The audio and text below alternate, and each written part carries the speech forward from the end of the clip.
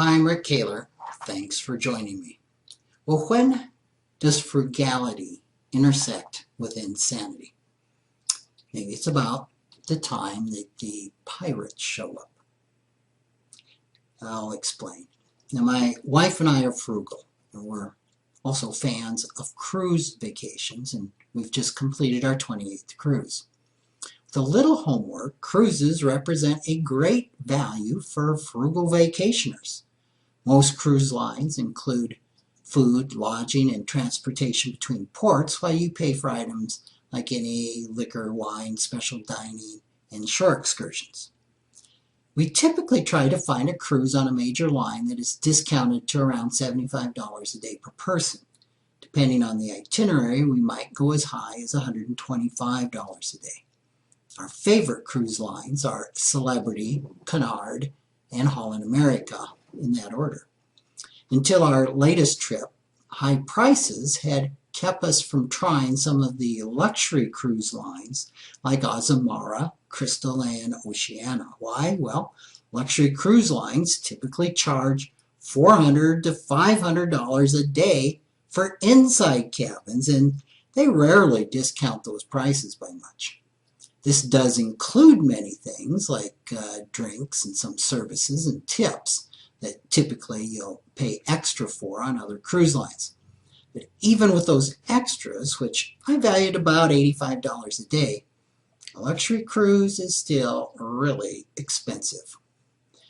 So you can then understand our excitement when my wife found a cruise on Azamara for $70 a day, a discount of over 84%. This was a repositioning cruise, meaning a lot of sea days. It was also a small ship, only about 600 passengers, with fewer activities, say, than on a larger vessel.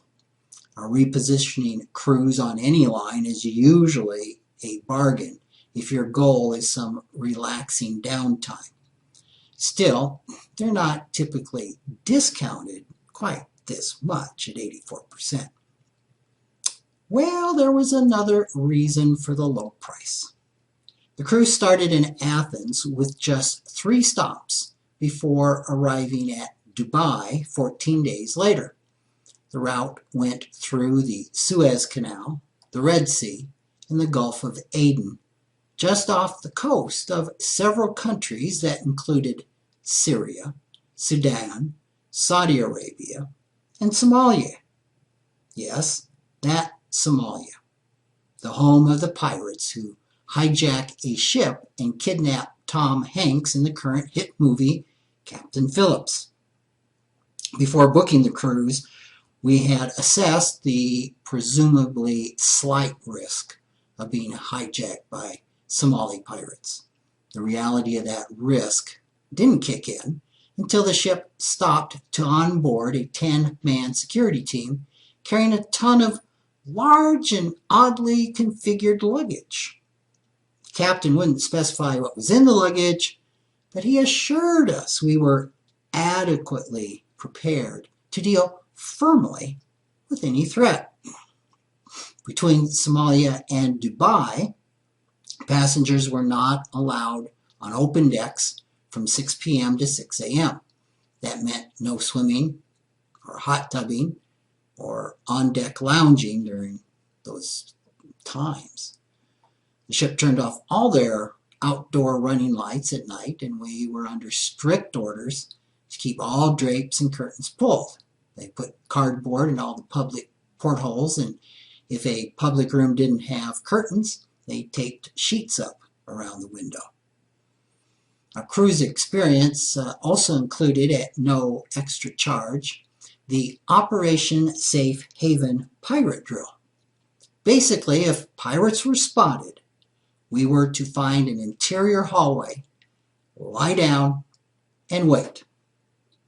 If a pirate did make it to our hallway, we were to scream, "Arg, you miserable, witless clodpole!" Oh, wait. That last instruction wasn't official. It came from my daughter, who reads a lot of historical and fantasy novels. Okay, so this was a great deal, right? Well, I definitely would not consider a luxury cruise worth $400 to $500 a day. No way. But if I do the math, at $200 a day or less, I would definitely sign up again. Preferably, though, without the pirates. Still, we enjoyed most of our trip. We didn't have to learn firsthand about the economies or economics of negotiating ransom demands with pirates.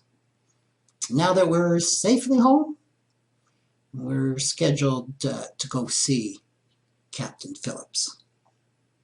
Thanks for listening.